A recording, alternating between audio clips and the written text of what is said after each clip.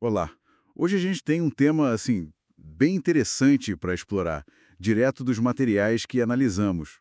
Sim, um conceito teológico chamado a Torá do pecado e da morte. Exato. Parece um pouco pesado, né?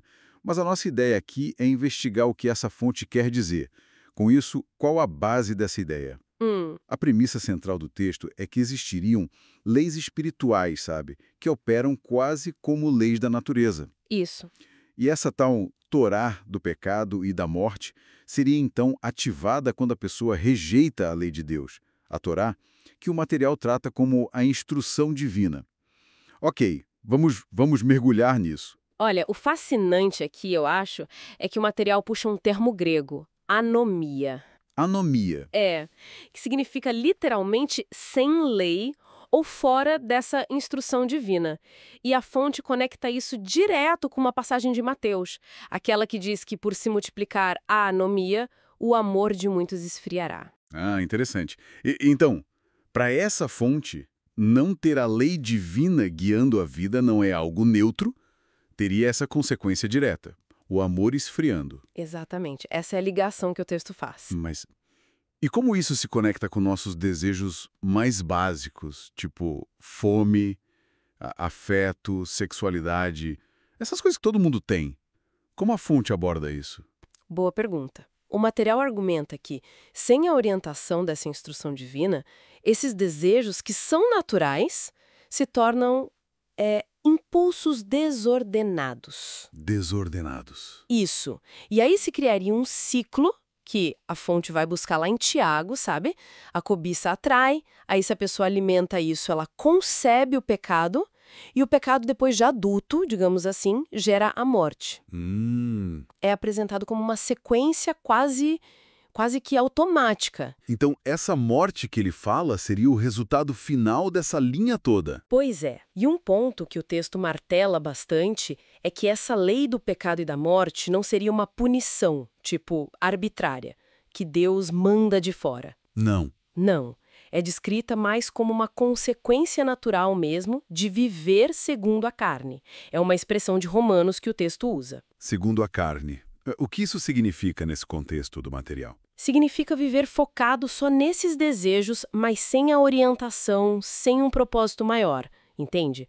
A lógica apresentada é: se você ignora as instruções divinas, você não fica num limbo. Você automaticamente cai sob a influência dessa outra lei, a do pecado. Entendi. E essa lei agiria através desses desejos desordenados, levando, no fim, a essa morte espiritual. Certo. E a Torá de Deus, a instrução divina, como ela entra nisso? Ela serve só para dizer, não faça? Então, o argumento do material é que não é só isso. A função principal da Torá seria, na verdade, revelar o pecado, trazer a consciência dele. Ah, ok. Como diz aquela citação de Romanos, pela lei vem o pleno conhecimento do pecado. O texto até lista exemplos das tais obras da carne de Gálatas, né? Imoralidade, idolatria, briga, ciúme. Sei. E classifica essas coisas como barreiras. Barreiras que impediriam a pessoa de alcançar a vida eterna, na visão dessa fonte. Isso parece reforçar aquela ideia de quase um julgamento automático, então. Exatamente.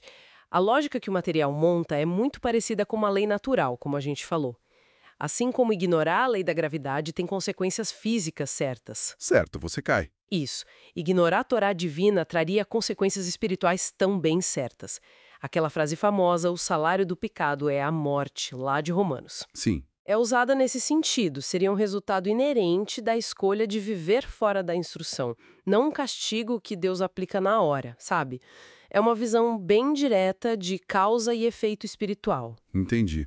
Essa visão de consequências automáticas é bem forte. Mas como ela se compara com a ideia mais comum hoje em dia de seguir o coração? O material fala disso. Fala assim. E de um jeito bem crítico, na verdade. Ah, é? Cita Jeremias dizendo que o coração é enganoso mais do que todas as coisas e desesperadamente corrupto. Pesada. Pois é.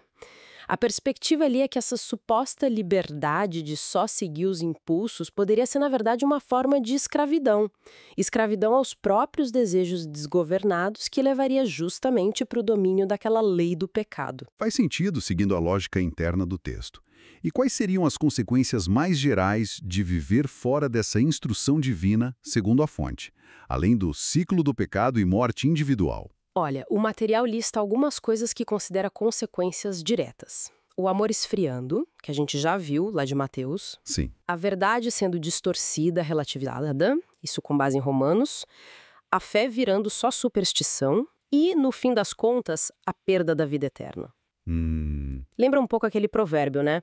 Há caminho que parece direito ao homem, mas o seu fim são os caminhos da morte. É forte essa linha de pensamento. Pois é.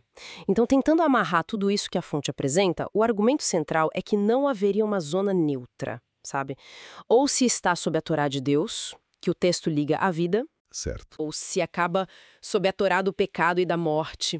A ausência da direção divina não seria liberdade, mas sim a ativação automática dessa outra lei. E qual a saída? O material aponta alguma solução? Aponta. É um retorno à instrução divina, especificamente através do que Romanos descreve como a lei do Espírito da vida em Cristo Jesus.